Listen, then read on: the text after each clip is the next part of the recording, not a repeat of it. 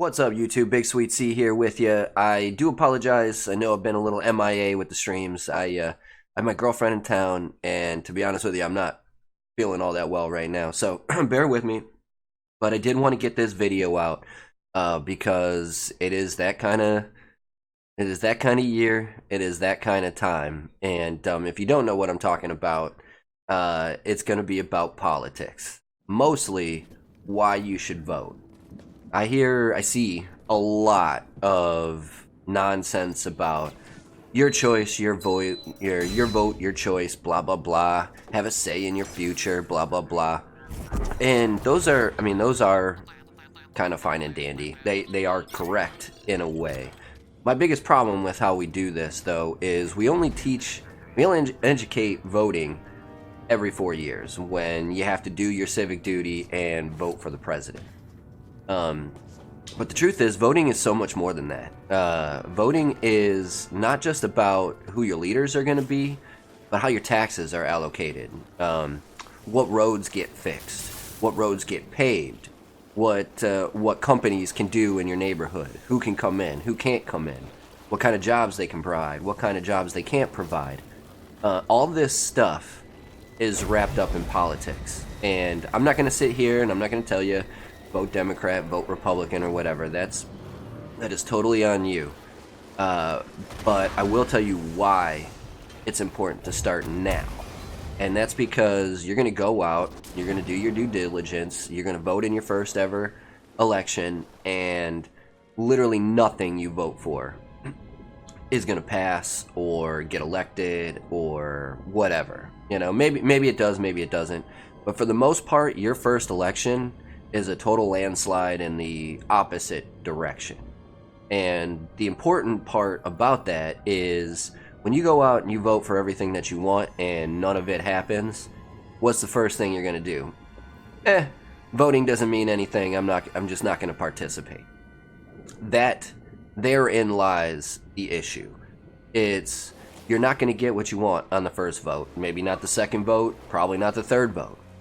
But it's that fourth, that fifth, that sixth vote that really matters, because when you are actively engaged in the world of politics, that automatically brings your friends in as well. And then when they get actively engaged, they bring in their friends as well. And so your one vote has now turned into your vote and 5 friends, then your vote, 5 friends vote, 5 of their friends vote. Now all of a sudden you're at 1 vote. Now you're at like 200, right? So it builds over time.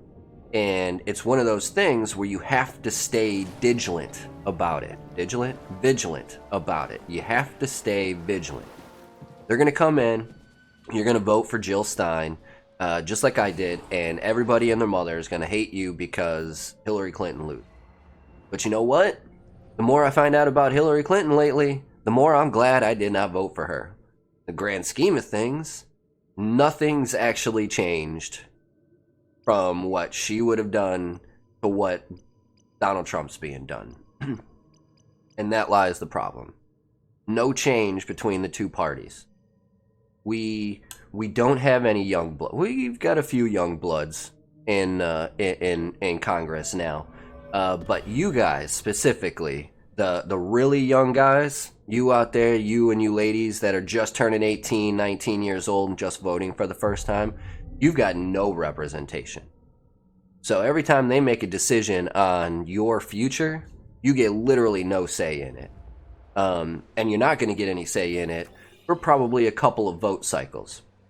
The whole idea with Alexandria Cortese winning not just her first election, but her district and the district next to it, that never happens. That's just not like a thing that happens. The reason it happened is because people are so desperate for radical change in the system that they were willing to go with the 25-year-old former bartender because of what she fought for, what she is fighting for. It can be that on both sides. It can be that at one point, Paul Ryan was a young guy. At one point, Joe Biden, Bernie Sanders, Donald Trump, they were all young guys at one time. And what they did is they stayed active and now they're in control. So every policy that we see is made by the generation ahead of you. Now that might seem fine and dandy, but what that means is you are going to go into a future under the old rules. Thomas Jefferson, the creator, the writer, the principal writer of the Declaration of Independence, warned us about this. We're not supposed to be governed by the previous generation. The next generation is supposed to be governing the previous, because you have to live in the future. Not me. Man, I'm almost 40, so I'm halfway done. But you guys, just turning 18, 19, 20 years old, you still got another 60 years that you have to put up with this. And the only way you're going to get a say in it is if you start voting now. Not when you're 60, not when you're 70. The reason they get everything, because they've been voting and they still vote, and no one younger than 75 years old votes anymore. You want to shape the future. You have to start participating now. Again, not 30, not 40, not 50 years old, now. Because it doesn't work. It's like an investment bank. Put a couple of $100 every paycheck into the bank. Maybe you have a couple of $100 extra at the end of the month. But you do that for a couple of years, now all of a sudden you have a retirement fund. Same thing with politics. You got to start investing in it now if you want anything out of it later. And so I know it sucks. I know it's the most boring stuff in the world, talking about crap that you would never think of. But I can promise you this. When you graduate high school, you move out, you go to your trade school, you go to your university, and you move out from mom and dad's house for the first time. Maybe you get an apartment. Maybe you're lucky enough you can buy a house right away. Maybe you get married. You're going to need a car. You're going to need a job. Everything is regulated by the government. How you can rent, where you can rent, when you can rent, the cars you can buy, what cars you can't buy, what you can drive, what you can't drive. All of this stuff is decided through politics. And if you want it to change, you want it to be better than what it is now, you have to start putting them quarters in the machine right now. Just for example, Donald Trump and Joe Biden have come out and publicly stated that it's violent video games that lead to mass shootings. Now, if you're like me, if your hobby is video games, that should be a red flag. Because if I want to continue playing video games, and if I want companies to continue making these video games that I like to play, the government has to allow it. Plain and simple. And if they ban violent video games, goodbye Call of Duty. Goodbye Destiny. Goodbye any of the first-person shooters, basically. Overwatch, gone. I know it looks like a cartoon, but you're shooting people. You're training people to kill, was their exact words. If you want them leading the charge into your future, you're probably going to come up with a lot of different hobbies. And that's just how life works, man. That's just how life works. I get it. I know. It's boring. I hate talking about it. It infuriates me when I watch YouTube and I see all this stuff going on in the mainstream media. I see all this stuff going on in the newspapers. I see all this stuff going on in the Democratic and Republican primary debates and the general debates and all this stuff. And it's all phooey. It is all fluff to make you think like you have a choice. But the only choice you have is in the voting booth. They're not going to tell you that you have a choice, because you do. You have a choice.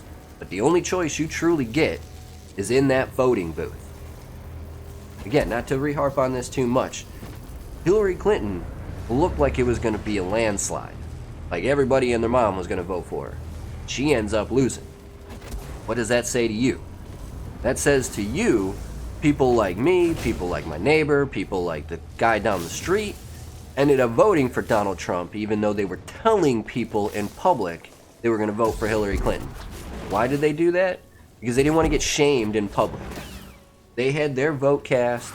They didn't want to disrupt anybody's day, and so it totally took everybody by surprise when Donald Trump wins. The only reason it took people by surprise is because nobody was being honest with who they were because of the way the mainstream media was treating people who had outside thoughts. But they still had their one vote. They still had their one vote. They still went into that booth, they hit Donald Trump, and Donald Trump came out the victor. But that does not happen unless you walk into that voting booth. That's the key. First time, no idea. I walk up, I give my name. I'm like, okay, here you go. They gave me this little form to fill out. I go into the booth, I pop who I want. Nothing I wanted happened. But I still stay vigilant because it's starting to happen. When I first started voting, medicinal marijuana wasn't a thing. Recreational marijuana wasn't a thing. Now it is. And that's only because people who wanted it started voting for it. But they started voting for it years and years ago. Because again, you're a small knit group. Next election, you're a little bigger group. Next election, you're a little bigger group. Finally, you're the majority. That's just how it works, man. It's just how it works. So, alright. Well, I won't bore you guys more with any of this, but the reason I wanted to bring this up is because you guys, I know you can't avoid it. You try to, but you can't. There's an election year this year. There's going to be the Democratic primary, then there's going to be the general in November. If you want to start having a say in your future, I highly recommend you go to find out where you can register to vote if you can, and just vote. Just start voting. Again, if you don't win anything, don't get disheartened. This is what they don't tell you. They tell you go out and vote. Vote for one of the two guys that we choose for you. What they don't tell you is to stay vigilant. Because they don't want you to know this. They don't want you to know this. They want you to go out and vote for their candidate. They don't want you to know how much power you actually have. You, me, my neighbor, your girlfriend, we have the power. We vote. If we vote, we win. It's just the way that it works. The reason they're winning right now, because we're not voting.